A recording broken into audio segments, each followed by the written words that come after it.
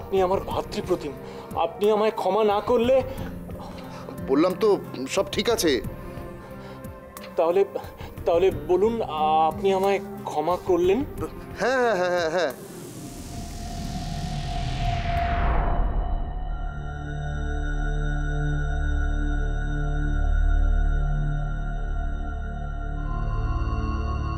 সত্যি প্রধানমন্ত্রী মশাইয়ের মতন এমন মহৎ ব্যক্তিত্ব আমি জীবনেও দেখিনি। হ্যাঁ ঠিকই, দোষ স্বীকার করে ক্ষমা প্রার্থনা করার সাহস সকলের থাকে না, তাও আবার সবার সামনে। সত্যি আমরা ভাগ্য করে এমন প্রধানমন্ত্রী পেয়েছি।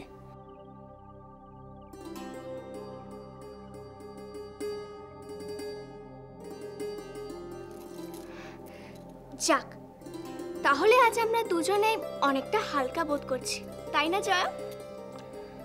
সে আর বলতে, সবই তো কন্নিমার সৌজন্যে। ধন্যবাদ কন্নিমা, ধন্যবাদ। তাহলে আমি এখন আসি, আমাকে তো আবার আশ্রমে যেতে হবে। আসি কন্নিমা।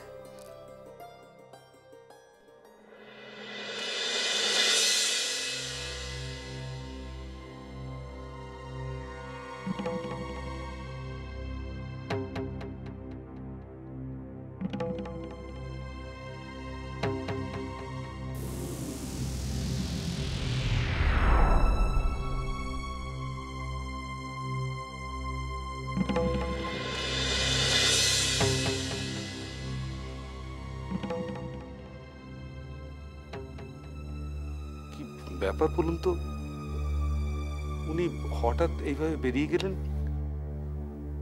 না গিয়ে আর উপায় কি? হেরে গেলে মানুষ সাধারণত রেগে গিয়ে চলে যেতেই পছন্দ করে।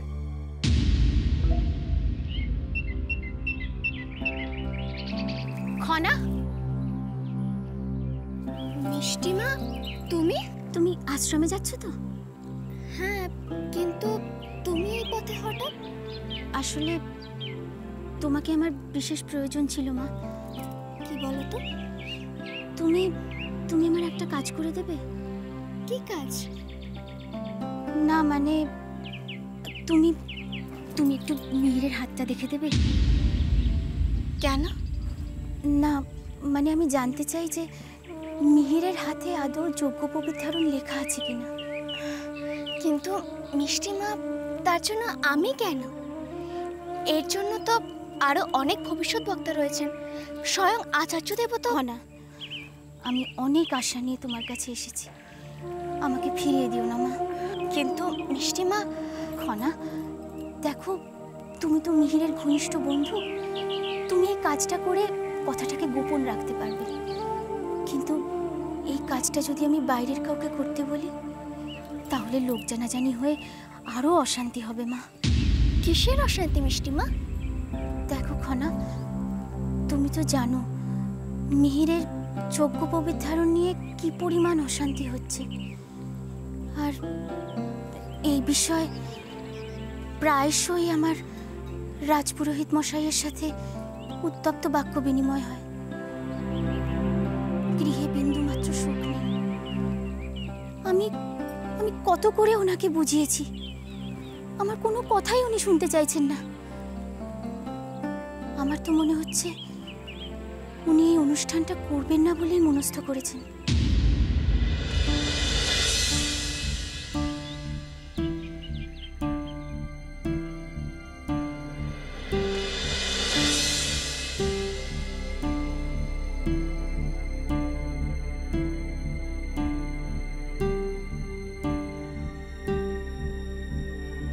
মিহির যে রাজপুরোহিত মশাইয়ের সন্তান নয়, এ ব্যাপারে আমি এখন নিশ্চিত। তার মানে আমি ঠিকই ধরেছি, রাজপুরোহিত মশাইও ব্যাপারটা জানেন, তাই তিনি এ ব্যাপারে বিশেষ আগ্রহ দেখাচ্ছেন না। কিন্তু কি ভাবছো খানা? না মানে আমি ভাবছিলাম যে তুমি যখন আমাকে এই দায়িত্বটা দিয়েছো, তখন তো আমাকে নিতেই হবে, তাই না? আমি খুব খুশি হলাম না, ভগবান তোমার মঙ্গল করুক। আচ্ছা দেখো, তুমি বরং মিহিরের কুণ্ডলিটাও দেখে নিও। হ্যাঁ,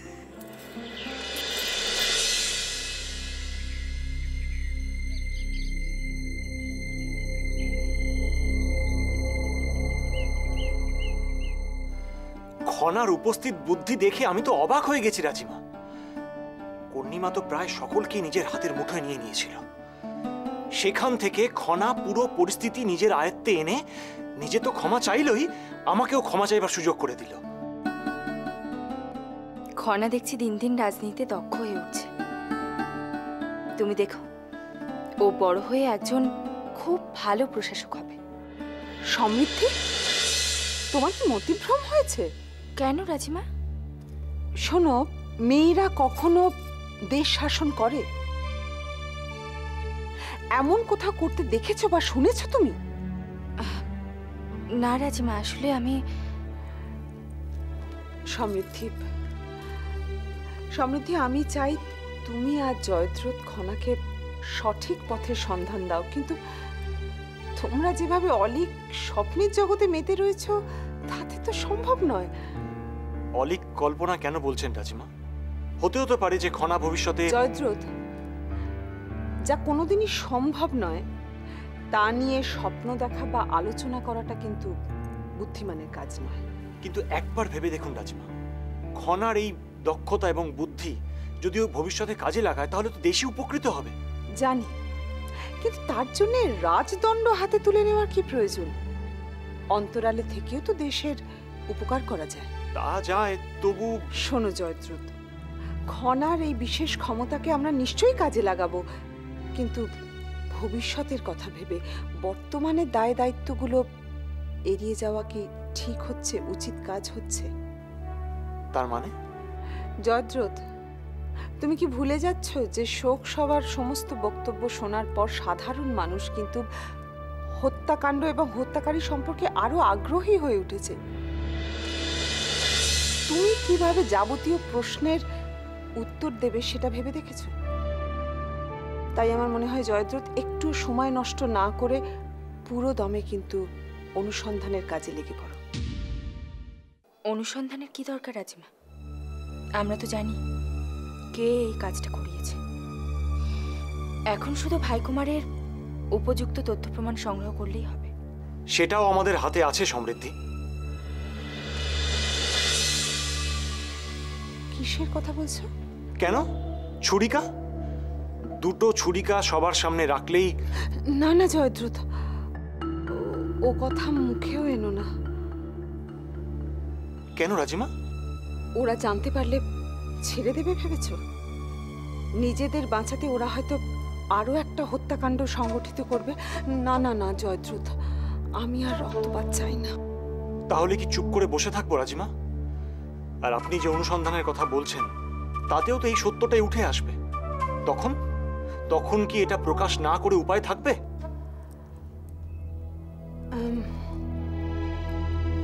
ঠিক আছে জয়দ্রথ, তোমার যেটা ঠিক মনে হয় সেটাই তুমি করো, কিন্তু আমি তোমাকে বলবো এমন কোনো পদক্ষেপ নিও না যাতে শত্রুতা আরো বেড়ে যায়। এরপরে যদি কিছু ঘটে তাহলে কিন্তু তার দায়ভার তোমাকে নিতে হবে। সে না হয় ভাইকুমার নিজেকে সামলে নেবে, আর আমিও সবকিছু জেনে না জানার ভান করে নিজেকে দূরে সরিয়ে রাখবো। কিন্তু খনা, সে কি সবকিছু জেনে চুপ করে থাকবে? সমৃদ্ধি, খনাকে মুখ বন্ধ করে রাখতেই হবে। প্রয়োজন পড়লে তুমি তাকে বোঝাবে।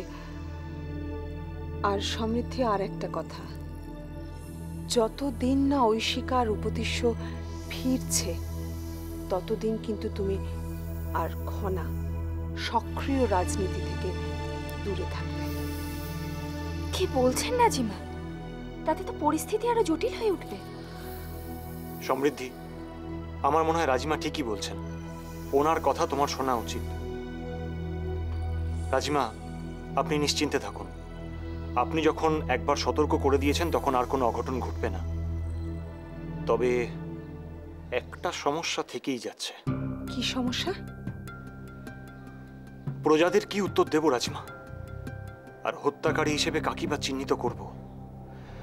আমার মনে হয় এমন কিছু একটা ভাবতে হবে যাতে সব কুল রক্ষা করে চলা যায়।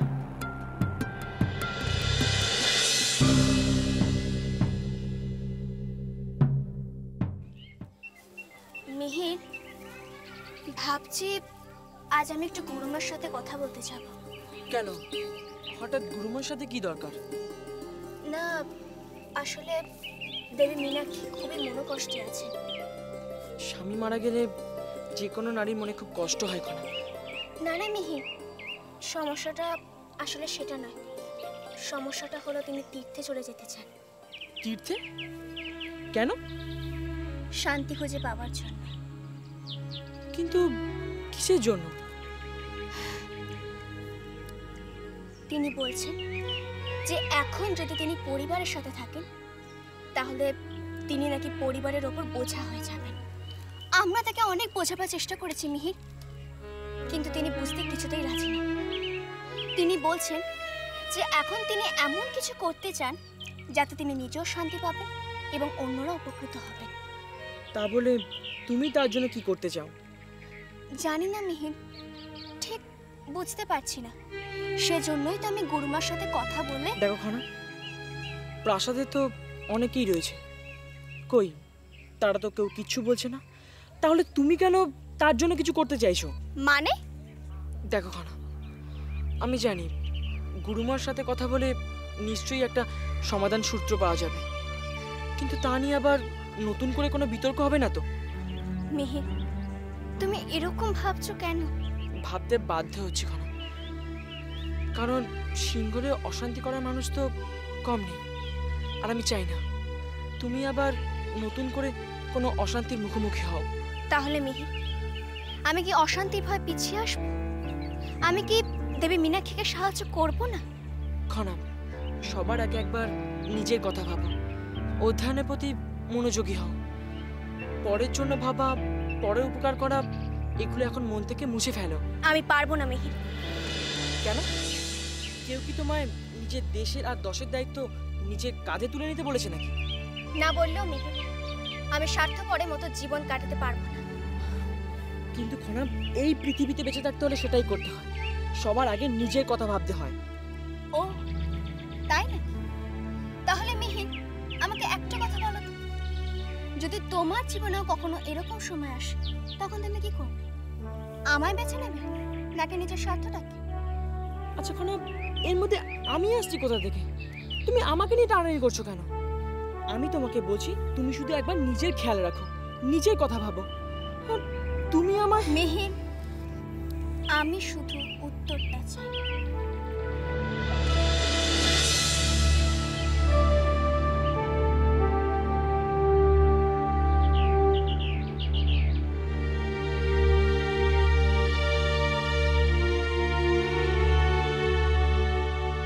ঠিক আছে, তোমার যা উচিত মনে হয় তুমি তাই করো। আর দরকার হলে আমায় বলো, আমি তোমার সাথে গুরুমার কাছে যাব। সেটা আমি একাই যেতে পারবো মিহির, তুমি না গেলেও চলবে। মানে আমার সাহায্যের আর কোনো প্রয়োজন নেই? নেই তো। তাহলে এতদিন আমার সাথে আশ্রমে যাও কেন? বলে দিলেই তো পারতে যে মিহির, তোমাকে আর কোনো প্রয়োজন নেই, আমি একাই।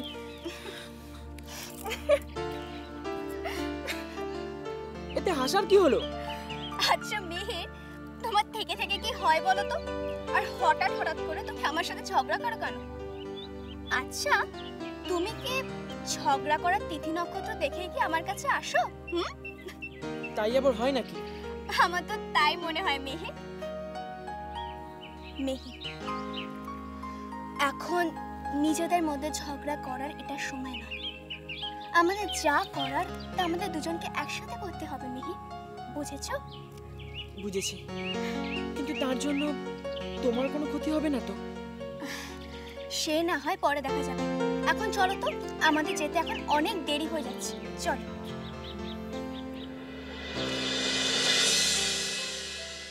তুমি নিজে আমার কথা ভেবে আমায় অন্যের কথা ভাবতে বারণ করছো মিহির?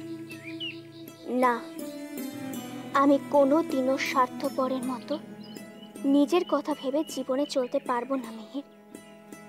শুধু দেবী মীনাক্ষী না, আমি তোমার সমস্যা নিয়েও চিন্তিত। আমাকে মিষ্টি মাকে দেওয়া কথা রাখতেই হবে। আমি তোমার কুণ্ডলী বিচার করবই মিহির, যত শীঘ্র সম্ভব।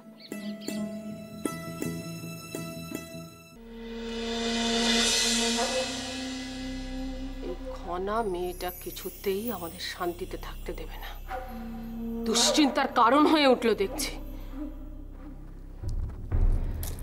আমি চাইলে এক লহমায় এই সব দুশ্চিন্তা আর এই দুশ্চিন্তার কারণকে পৃথিবী থেকে মুছে দিতে পারি দিদি। না না বোন, না, তা করো না। তাহলে তাহলে কি দিনের পর দিন ওইটুকুনি একটা মেয়ের কাছে আমাদের এইভাবে নথি স্বীকার করে যেতে হবে দিদি? পরিকল্পনায় ত্রুটি থাকলে তো নথি স্বীকার করতেই হবে বোন। দিদি, আমার পরিকল্পনায় কখনো কোনো ভুল থাকে না। আমি এতটা নিখুঁত পরিকল্পনা করেছে একজন পুরুষের পক্ষেও সেটা করা সম্ভব নয়। তাহলে আমাদের বারংবার পর্যুদস্ত হতে হচ্ছে কেন? আমিও তো সেটাই ভাবছি, ওইটুকু একটা মেয়ের এমন কি ক্ষমতা যে বারবার আমাকে পর্যুদস্ত হতে হচ্ছে? দিদি দিদি, শোক সভার পর পুরো পরিস্থিতি কিন্তু আমাদের অনুকূলে ছিল। খনা আর জয়দ্রথের ভুল ত্রুটিগুলো কিন্তু সবাই আমাদের অনেক অনেক সুবিধা করে দিতে পারত। সে আর বলতে, পরিস্থিতি তখন এমন হয়ে গিয়েছিল যে আমরা চাইলে প্রত্যেকে আমাদের সমর্থন করত, সবকিছু চলে আসতো আমাদের হাতের মুঠোয়। এখন আর সে আশা না রাখাই ভালো। খনা যেভাবে ক্ষমা চাইল আর জয়দ্রথ যেভাবে দুঃখ প্রকাশ করলো, তাতে তো সবাই একেবারে কোলে জল। দেশের রাজকুমারী আর প্রধানমন্ত্রীর প্রশংসায় পঞ্চমুখ। তাহলেই ভেবে দেখো বোন, কাদের সাথে আমরা প্রতিদ্বন্দ্বিতা করছি, যারা আমাদের থেকেও ভয়ঙ্কর। তাহলে কি ভয় পেয়ে আমরা চুপ করে বসে থাকবো? না, কখনো না। তাহলে এখন আমাদের কি করা উচিত দিদি?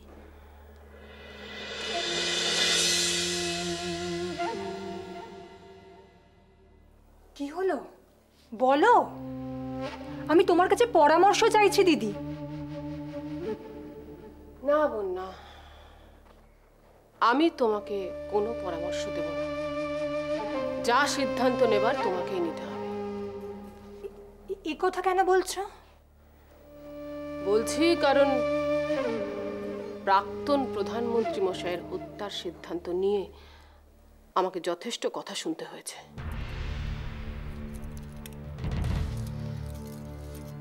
অভিমান হয়েছে বুঝি? না বোন, অভিমান নয়। আমি আসলে কোনো ঝুঁকি নিতে চাই না। এই যুদ্ধটা আমি তোমার নেতৃত্বে লড়তে চাই।